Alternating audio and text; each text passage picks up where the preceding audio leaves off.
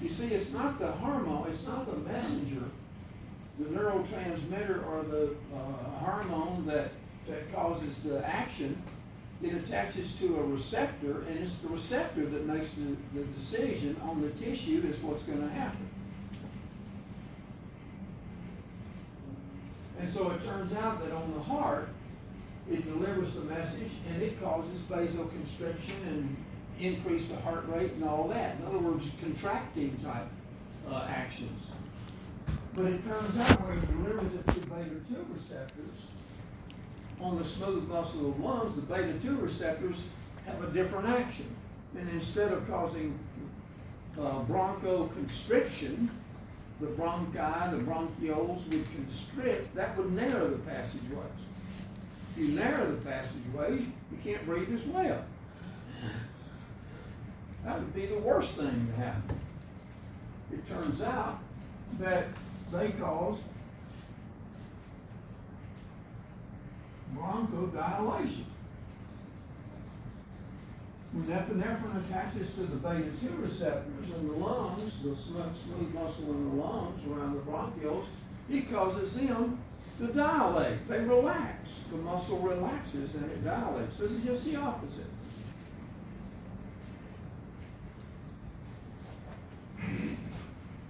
And this is kind of what the breathing treatments that they give to people with asthma and whatever. It attaches to the ear like epinephrine does. It's not quite as powerful. And it causes the beta-2 receptors to relax, and the kid can breathe better. Or you can breathe better if you've got it. Same thing with here. They give they do that to this person. They give them full-blown epi though, because they want it to be powerful, because they're drowning in their own fluids.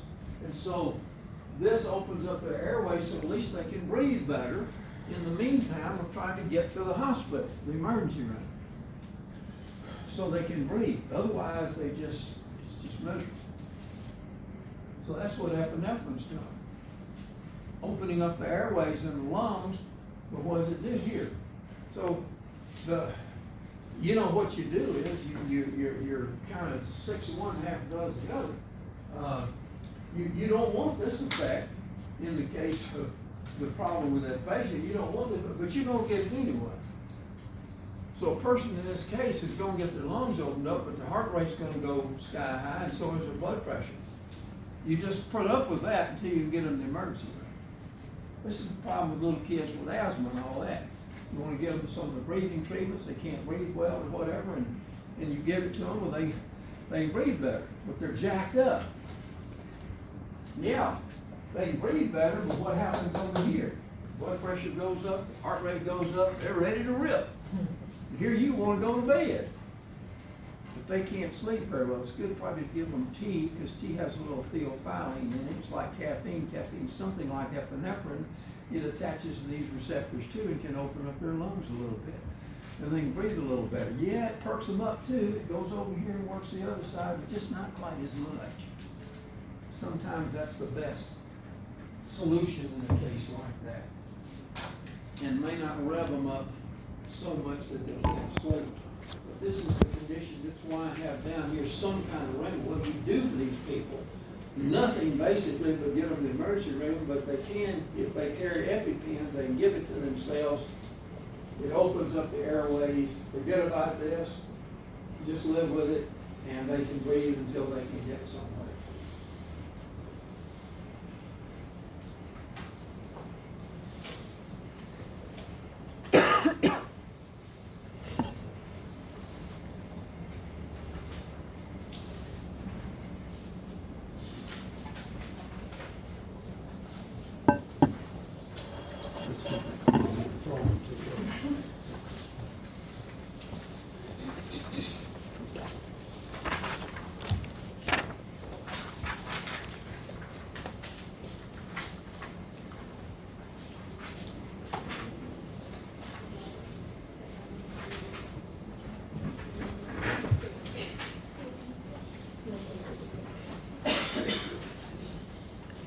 This was only 15 cents.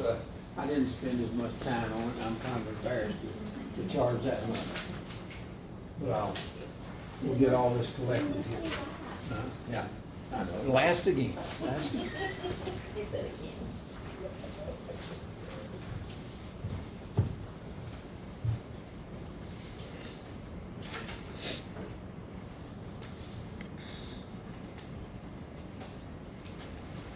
This is what we got.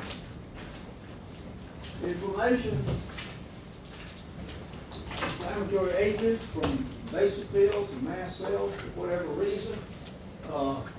It releases the histamine among some other little inflammatory agents. And what it does is, of course, you know, it makes the vessels large and lose a little fluid, it becomes more permeable, and so we have fluid coming into the area. So it's includes vascular permeability. That means it lets the fluid out easily, so the cells can get out and find their little area that's been damaged and do their job. So it's a local kind of inflammation. And the only thing is that the worst case is anaphylaxis, where this is too much. It's big time. We run into an allergic situation, and all hell breaks loose, essentially, when that happens.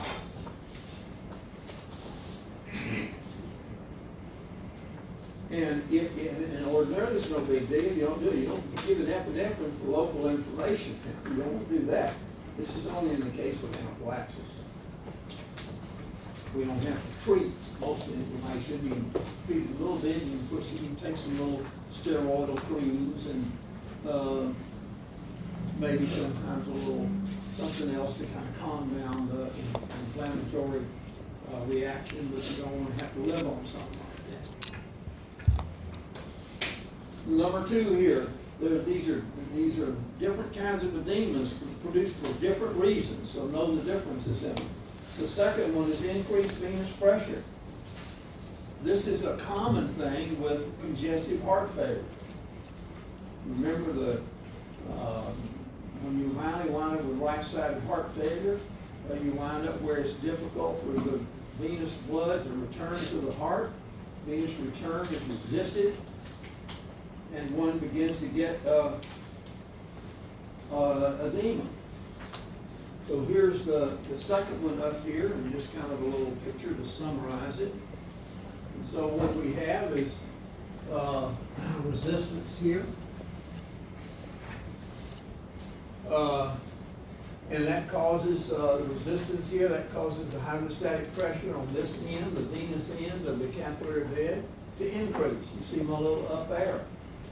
Well, we're getting the same, this hasn't changed, so we're getting about the same fluid out here.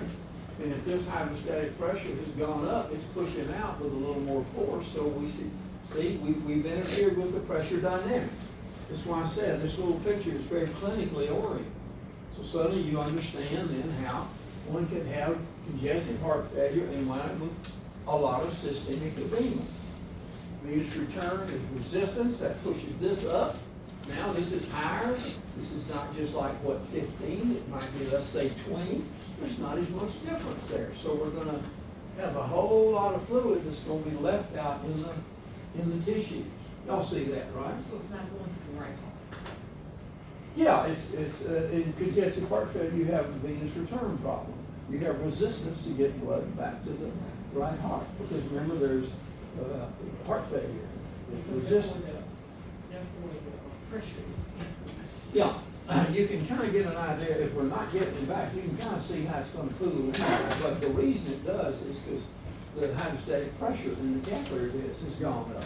Because that's the resistance that's elevated. And when that does that, it isn't as quickly overpowered by the osmotic pressure. And so we're going to have some fluid left out in those tissues. And their legs and the feet and ankles especially, sometimes the hands, will get fluid in it. So that's what we've talked about before. We get a systemic edema because it interfered with, that's why I said this little picture, this capillary bed is going to keep coming up. And if you understand these pressure dynamics, you can see, because all I have to do is elevate that, and I'm going to mess something up. I'm going to wind up with edema. What do you do about that? In congestive heart failure, what did we do when I talked about that? You get systemic edema, or you give someone something to get rid of the extra fluid, right? What is the medicine for that? Diuretics.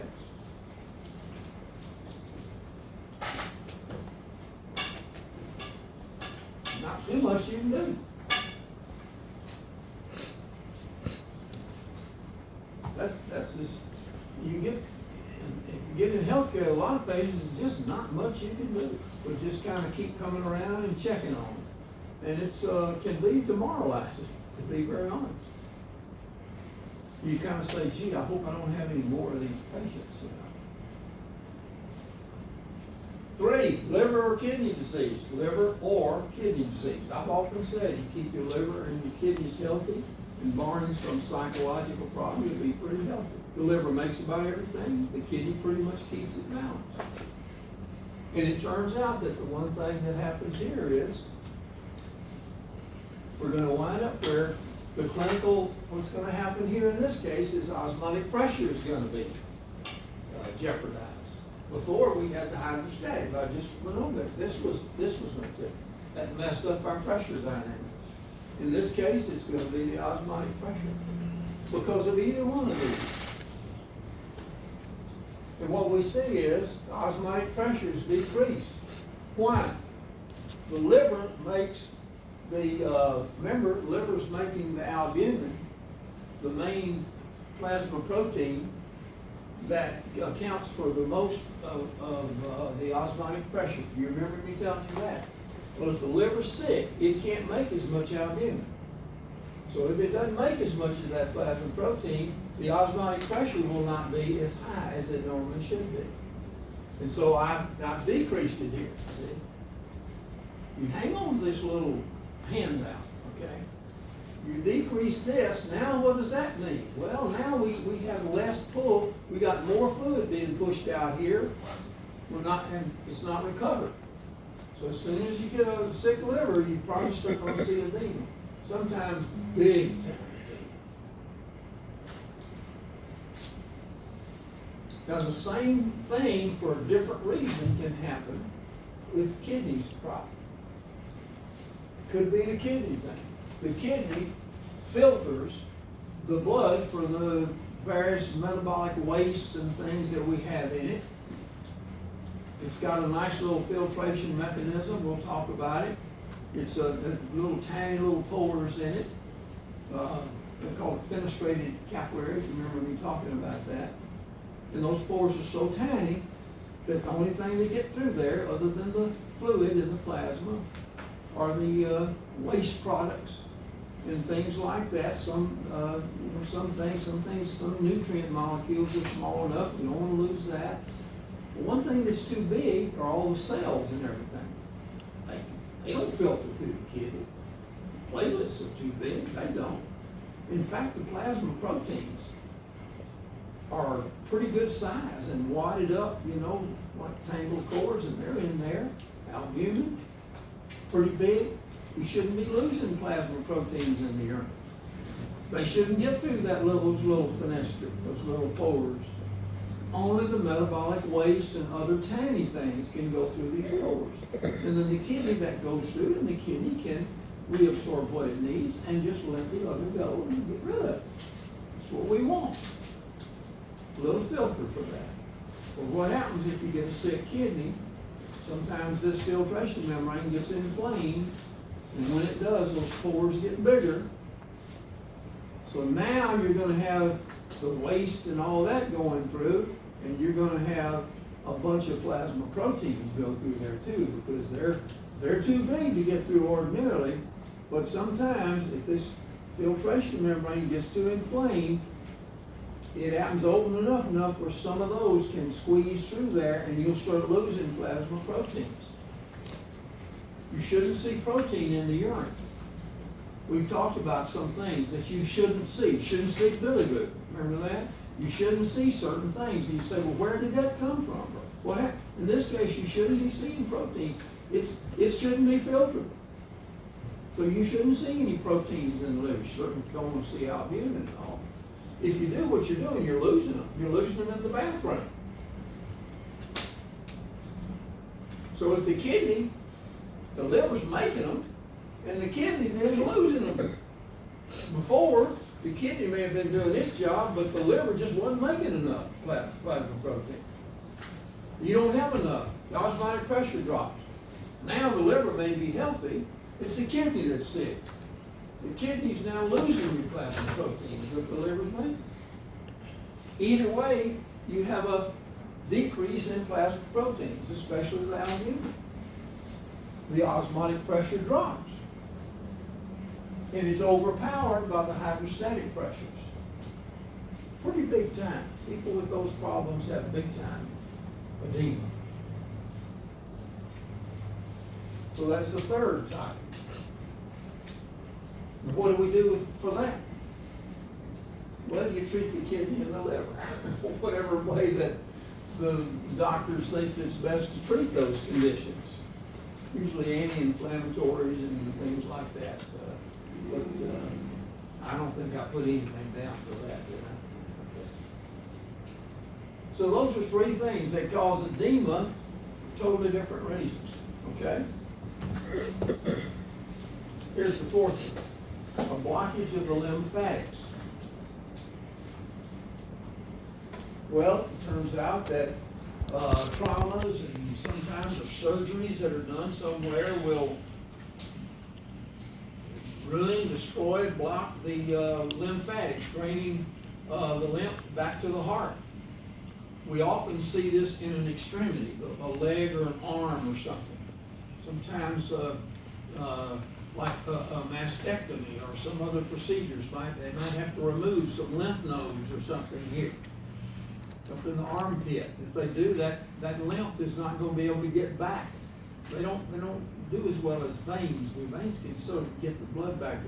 Lymphatics don't seem to be, they don't respond as well. So what will happen is that this arm will swell up. This arm will be puffy compared. It'll have edema in this arm, or it'll be this leg because there's something happened. You can't. It's the lymph. The spot can't get back to the right heart. It's usually in one place or another. If it is, by the way, you start to take a blood pressure or something, they won't let you do it. They say, no, not that arm, because they know what. If you don't know, they know they have a lymphedema here, where they have some kind of procedure and their arm, and it hurts to take blood pressure on that particular arm because it's got edema in it. So we call it, this edema, it has a special name, they call it lymphedema because it's from the lymphatics, and there's some kind of blockage here. Something has happened where we can't get that extra fluid that I told you accumulated here from that particular place in the body. And very often what they may wear a stocking or something there, or stocking on the leg or whatever to help it. Or do, maybe do some extra little exercises through the day just to minimize the, you're going to accumulate some fluid, but to minimize it.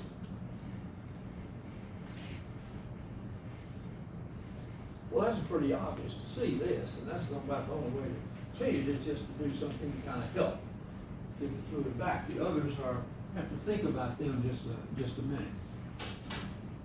So we want to know the differences in them, what causes them, and if there's anything you can do, giving you a few ideas about some. And that's it. Do you have any questions about the edemas? The 4 edemas.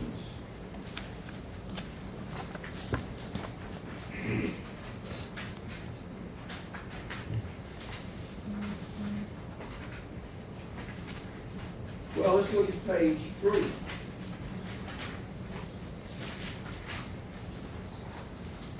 We get into the adaptive defense mechanism.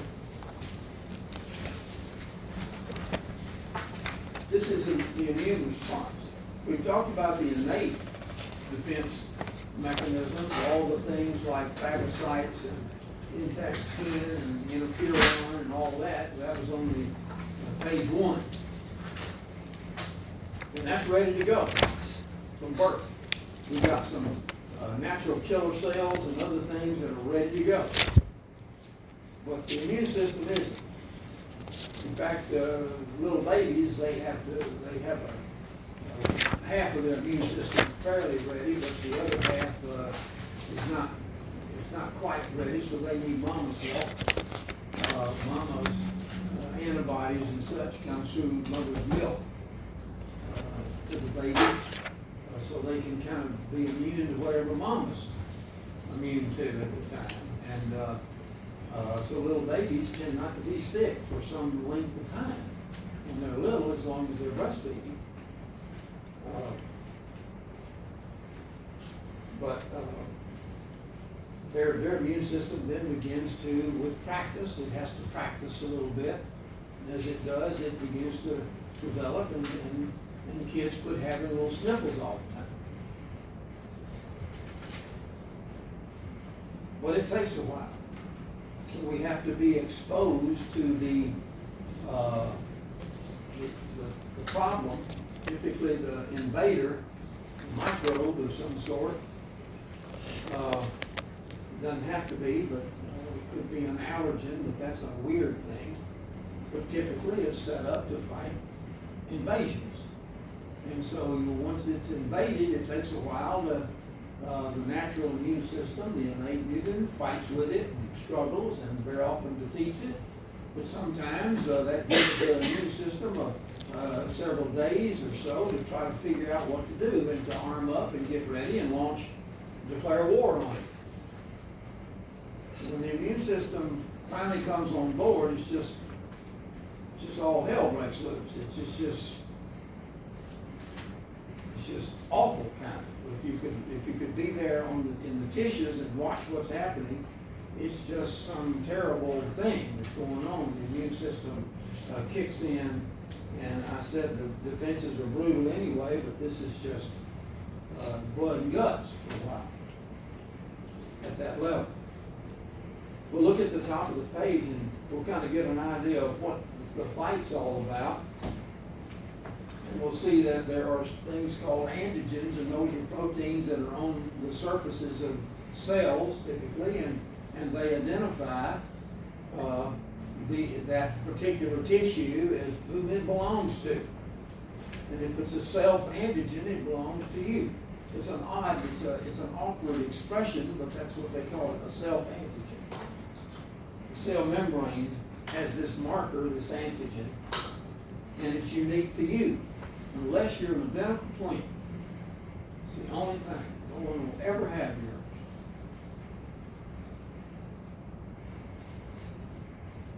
So it's unique to that individual, as are most of the proteins that the individual makes. The immune system is very keen on examining the proteins too. Because proteins can be antibodies, can be things that the invaders can use to attack each other and hurt you. So they're always interested in what's on the cell and what kind of proteins are around. And they have learned over time to identify us, self, and to distinguish that from something that came from some other source. These surface markers are molecular shapes are recognized by the individual's patrolling white cells. Patrolling and looking for things, and they're not antigenic. They notice that your tissues you have the right papers. That is, you have the right antigens. You're good to go. If you're not, they'll kill you on the spot. But ordinarily, that's not the case. They're not antigenic. That is, they don't generate a response against it. Anti means against. They don't generate a response against those cells. They're not antigenic. They don't do it. And they refer to this medically as self-tolerance. It's an interesting concept. Self-tolerance. And it is. When you think about the immune system with these patrolling cells, carrying knives and guns, and you show up and you don't have the right kind of papers, you're just dead meat right there. That's the way they do it. So there's a tolerance thing here. Cells travel through the body with a little fear and trembling because of this. You better have the right stuff, the right papers. Well, then we have, of course, non-self antigens and proteins. Identity markers on foreign cells and tissues are antigenic. They generate a response against them. They're found on microbes, invaders, parasites, which are invaders. Microbes include fungi and viruses and cells and everything. Bacteria. And transplant tissue comes from somebody else. There's something about the surface now. Except for transplants, such invaders, and then there's infection, they're called pathogens. So invaders and all referred to as pathogens because they generate pathology. Pathogens. Now they're antigens, they're antigenic. But if they're in that category, you'll hear them, suddenly they'll use the term pathogens. Typically invaders. You wouldn't call a transplant a pathogen. It's not a pat, it's just tissue that somebody's put there. Strange shapes of proteins. Proteins made by something else. Don't look quite like your albumin or your protein that's categorized the same way. Doesn't look quite the same. They learned how to recognize the shapes of those molecules.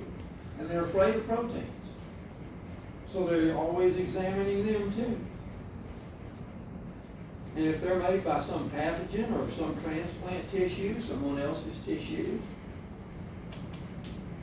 then they're antigenic.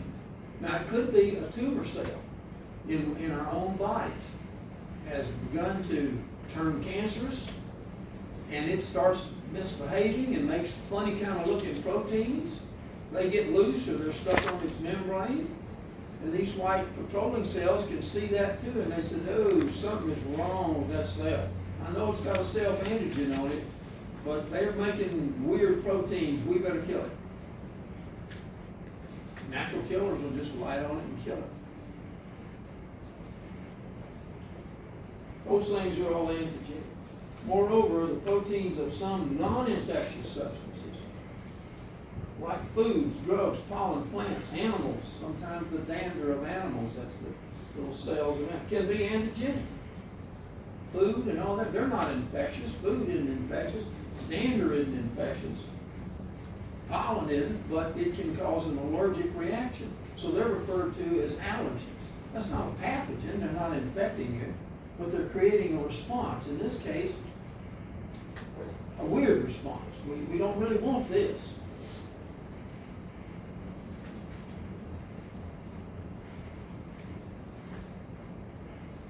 Some non-proteins like metals, latex, and cosmetics can be allergenic. They're not even a plant. They're not even came from a living thing. They're just something that man made. These latex gloves, they usually use a different material now than they used to. A lot of people are allergic to the gloves working in the hospital. They couldn't use them. The hands would just get red, beat red. Couldn't do it. That's not even has anything to do with it, correct?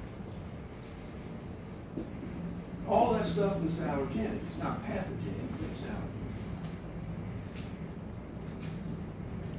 So then what we've got down here is we're going to look at the players in the immune system. And we've already talked about it to some extent. Macrophages are involved, other cells are involved. There's a number of ones, dendritic cells. We've talked about stuff like that. But the key players are T cells and B cells. They're lymphocytes.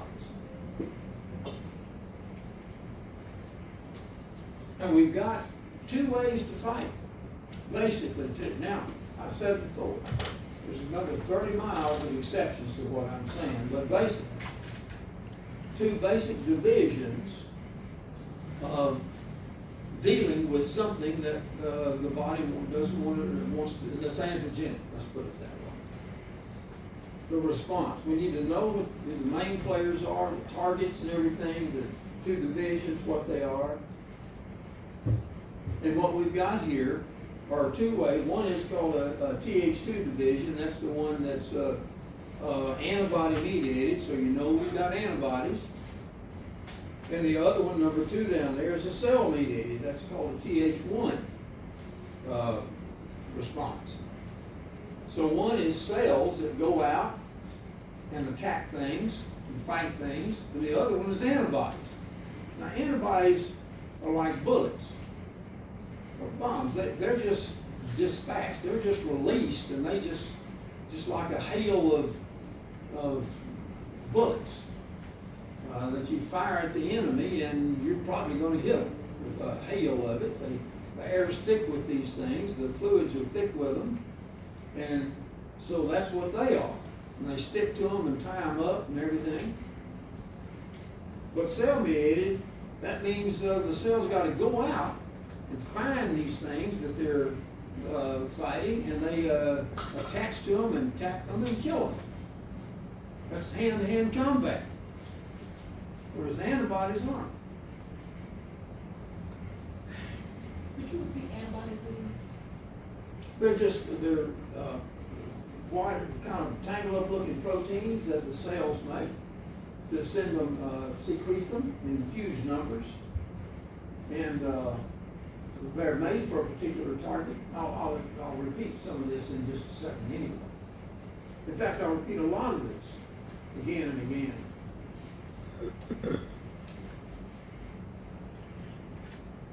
And so what we want to know is, who are the main players in these divisions? Without looking at all these little exceptions. The main players in the first one, in the antibody-mediated, the Th2 division, what are the main cells that do this? Those are the B cells. It's right there in that sentence, B cells. And they're directly activated by antigen. If there's something that they are programmed to deal with, to fight it with, as soon as they come in contact with it, they're ready to go. How do they get ready? How do they know? It's because in the process of leukapheresis, that there's something that I'm not going to ask you this, that there's a hypermutation thing that takes place on just one tiny little spot, because that's dangerous. A tiny little spot on these white cells, both T cells and B cells, that will mutate just a little bit, a billion times, until they are just a little different for everything. So they will be, when something comes by that might have some little variation in it, they'll have one to match that. So if you get some kind of flu from Mongolia, no one's ever seen it before, there's leukapheresis is generated through this hypermutation, something that can recognize that. Lucky for us. Now we may never see it, may never appear, but there's some cells ready to fight something no matter what happens. I don't know if it came from Mars or something, if we could, but if it's on this Earth, we're pretty much ready. There's some cells in there somewhere that have been programmed genetically to recognize that and to launch battle. That's happened for both of them. It's an amazing thing that you rarely hear anybody talk about. That it's kind of a ready. So when I say they're programmed, not all the cells are programmed to fight everything. Now that's not true for macrophages, neutrophils, and some of the others. Natural killers that fight anything that doesn't look right in the body. But not the immune system. They have to be programmed to recognize it and to attack it. So it turns out that the B cells are activated. They're the ones that are programmed. If something comes through and bumps into it, some kind of flu or whatever, they get activated and begin to stir that division of the immune system into action. And we're going to talk about that. If it's a cell-mediated response, that's Th1 division, it's T cells. Remember, the T cells are the ones that have to go to the thymus gland first. They have more jobs to do than the B cell. They assist the B cells. They're involved in all kinds of different reactions. There's more different types of T cells than B cells. They have more to learn. They have more training that's necessary, essentially. So they have to go to the thymus to get that. That takes a little while. Then they can go to the lymphatics and join up with their B cell brothers and hang out until something comes through there that they might be programmed to deal with. They require more, they require a little bit different activation. They're not activated directly. They need another cell, what's called an antigen presenting cell.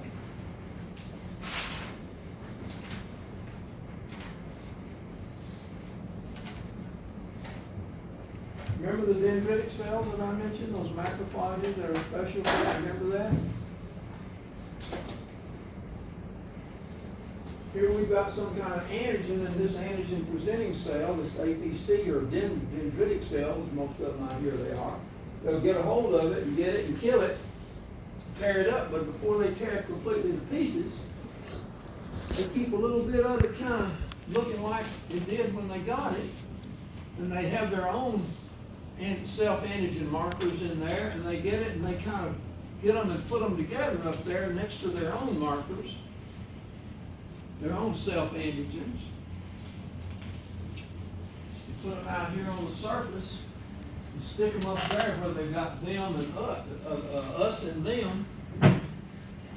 Out here, where now here's us, and then here's this them stuff that we just got and killed.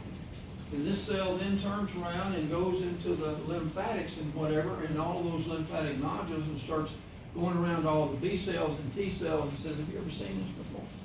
Is this something you're programmed for? And it keeps going. Now this is happening in all sorts of places in the body until they finally find one of these cells says, yeah, as a matter of fact, I am. Let me have that. You know, it's like these movies where you got detectives in pawn. Then they go to a pawn shop and they go around and say, you know, where this you remember this? No, I've never seen him before, whatever. And then finally they go and somebody says, yeah, he was in here 2 weeks ago. You know, you see these shows. It's the same kind of thing that's happening. Until they find the ones that are programmed. And once they find them, they go, oh, yeah, yeah. And then the T cell becomes activated. It's not until that happens, though. So it's a more sophisticated process. B cells, they're ready to go. T cells, no. They need more. So they need this antigen presenting cell to get them turned on. So that's kind of the thing. Then they begin to differentiate into specialized cells that are going to do battle. And here we go. The days may be passing. Person's sick. The innate system's fighting the best it can, but it's overwhelmed. We need to bring in the cavalry, but the cavalry's not ready yet. It's beginning to get developed. The immune system is developing at this time. And finally, after a week, 10 days or so, here they come. And when they do, it's got off. It's like if you've seen the movie Gladiator. I love that movie. Y'all see that? Did anybody see that movie? Isn't that a good movie? Remember in the beginning of that movie? They were up against these barbarians from Lord knows where, and they just looked massive and mean and vicious, and you went, oh my gosh. That didn't bother the Romans. They had all their gear, they're ready, they're super professionals. And as soon as that happened, they lit into them, they knew their business perfectly, and it was just a slaughter. And that's what the immune system does. When it finally comes on board, it is a horrible slaughter. And if you look out in the battlefield, they tear everything completely to pieces. There's no hope for the enemy. They're doomed. And they go everywhere, in every nook and cranny, and drag them out in the streets and bush them. That's what the immune system does. And we're glad that it does. But boy, oh boy, that may take fever and inflammation and a whole lot of ATP, so we don't want to have to do this all the time. You want only that to happen when you really need the immune system. You don't want it fired up all the time. We'd be with fever, we'd be dragging around. Oh, you just want it when you really need it. The innate system can handle most things. And so that's what we will do, is we will look at this system, and I've got a handout for you. somewhere. I know y'all love my handouts. Somebody asked me to autograph them for extra points. No, I'm kidding.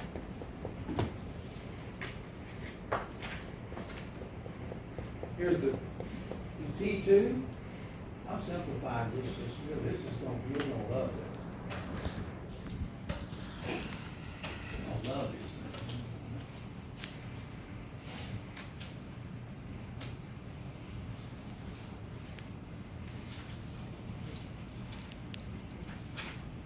Here's the TH2 system. Here are the players here. I got some spaces here for you to write stuff in. Okay? This is for antibodies. See all these little antibodies here? This one right here. That's the TH1 thing. Those are the killer cells. It looks different. It's more similar. It's a little different. So I'm going to give you these as a handout. And we're going to go on a break anyway. It's not going for an hour, so we'll take a break. And I'm not sure if I'm going to continue this today.